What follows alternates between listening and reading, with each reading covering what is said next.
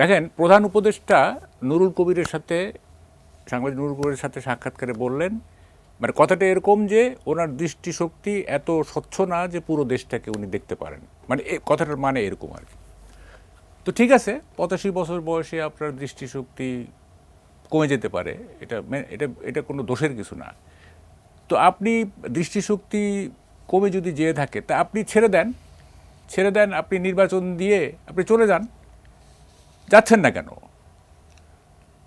এটা একটা মৌলিক প্রশ্ন না? আপনি দেশটাকে দেখতে পাচ্ছেন না, অথচ আপনি ক্ষমতায় থাকবেন। এখন আমরা বলছি যে আপনার সেবা আমরা আর নিতে চাই না, আপনি বলছেন যে না, সেবা তোমাকে নিতেই হবে। এটা তো কোনো কথা হইল না। হ্যাঁ, আপনি বলতে পারেন যে জনগণ আপনাকে চায় এখনো, আপনি বলেনও মাঝে মাঝে জনগণ চাইলে আমি থাকবো না। তো জনগণ যে চাচ্ছে না বা চাচ্ছে, এইটার ব্যারোমিটারটা কি? এটা কিভাবে মাপবো আমরা? এটা কোনো রেফারেন্ডাম হয়েছে বা কোনো ভোট হয়েছে? তো আপনি নিজের কথা যদি জনগণের কথা বলে চালায় দেন তাহলে তো হবে না। আপনি রেফারেন্ডাম দেন যে এই সরকারকে মানুষ চায় আর কতদিন চায়, এটা একটা রেফারেন্ডাম দেন, দেখি মানুষ কি বলে। গেল একটা প্রধান উপদেষ্টা। 2 নম্বর দেখেন, ডিএমপি কমিশনার বলতেছেন যে পুলিশের, আমি দেশটাকে একটু তুলে আনার চেষ্টা করি, তারপরে আপনার প্রশ্নে আসবো আমি। উনি বলতেছেন যে পুলিশের মাঠের অলরাউন্ডার আমি, আর ঘরের allrounder Tylox. Tylox toilet cleaner, clean মানেই টাইলক্স। ইউনিফর্ম থাকে, বুট থাকে, রাইফেল থাকে ইত্যাদি, আর সন্ত্রাসীদের কিছুই থাকে না, একটা বড়দের কেস থাকে, সুতরাং ওদের সাথে দৌড়ে পারা যায় না। চিন্তা করেন, ডিএমপি কমিশন এটা বলতেছেন। তো একজন একটা পোস্ট দিছে, তাইলে দিগম্বর পুলিশ করা হোক, মানে পুলিশের শরীরে কিচ্ছু থাকবে না, তাহলে তো ভালো দৌড়াইতে পারবে।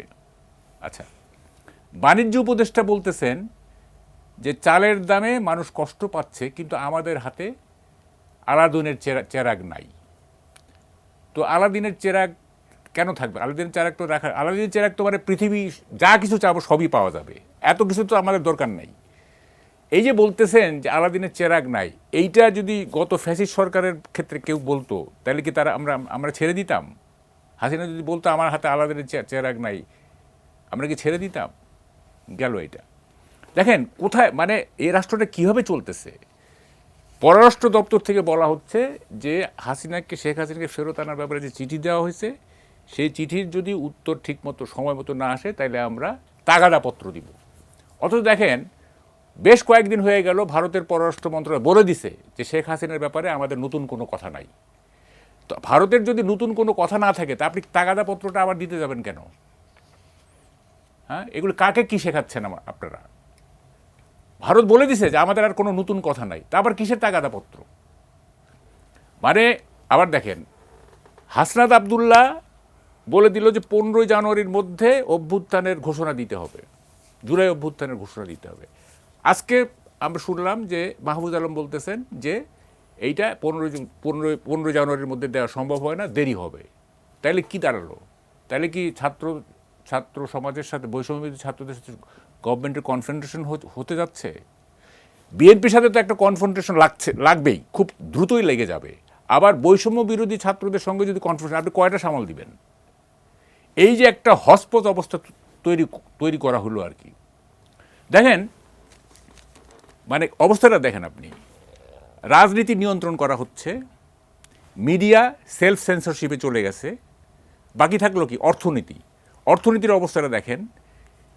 আপনার কর্পোরেট ট্যাক্স বসানো হয়েছে সম্প্রতি, তারপর কাঁচামালের উপরে যে ট্যাক্স কর সেটা দ্বিগুণ করা হয়েছে, গ্যাসের দাম বাড়তেছে, মানে বলছেন আর কি যে মানে হয়তো দ্বিগুণ হয়ে যাবে গ্যাসের দাম। তাহলে শিল্পটা গড়ে উঠবে কিভাবে? গার্মেন্টস তো এমনি শেষ হয়ে যাচ্ছে, শিল্পটা মানে কিভাবে গড়ে উঠবে? আচ্ছা, জিডিপির প্রবৃদ্ধি কমে গেছে, ইনফ্লেশন ডাবল ডিজিট, খাদ্য ইনফ্লেশন 12 পয়েন্ট কত যেন।